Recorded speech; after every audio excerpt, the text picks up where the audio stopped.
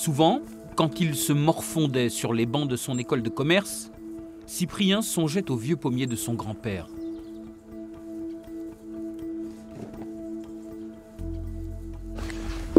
C'est beaucoup de souvenirs en fait. Par exemple, l'arbre le premier quand on entre, c'est le premier où j'ai eu le droit de monter pour gauler des pommes parce que les branches étaient moins dangereuses.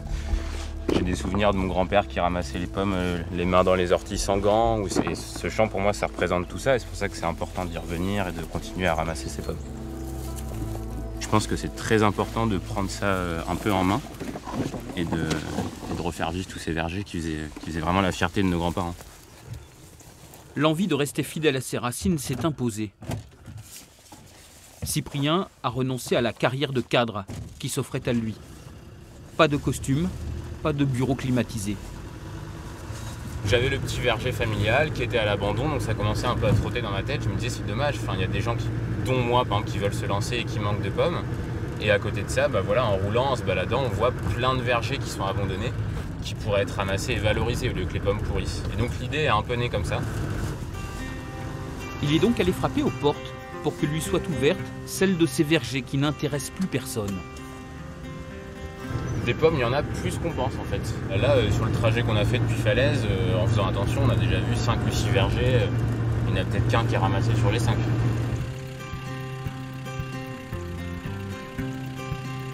Ces pommiers, on peut dire que c'est un peu des survivants, parce qu'ils ont traversé un peu toutes les époques de ce lieu.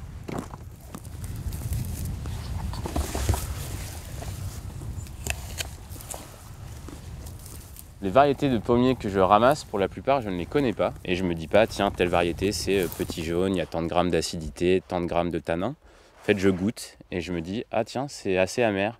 Tiens, il y a 2 semaines, elle était un peu moins mûre, mais elle avait peut-être un petit profil un peu plus intéressant. Et j'ai appris à travailler comme ça, et ça me plaît. Et finalement, j'aime ne pas connaître les variétés. C'est ainsi que son premier cidre a été conçu. Cyprien Lireux l'a baptisé Parcimonie, parce qu'il ramasse des pommes, ici et là, par petites quantités, en faisant confiance à son nez, à son palais.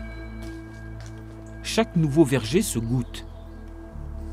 Tout le travail commence ici. On peut croire que le cidre, ça va commencer une fois que les fruits sont pressés, la fermentation, tout ça.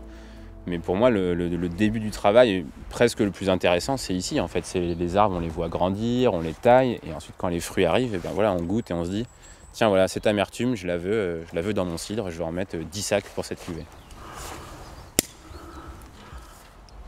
Peut-être que c'est un peu une vision de mon esprit, mais je retrouve un peu dans le cidre, et quand je le déguste, des pommes qui m'ont marqué lors de mes dégustations.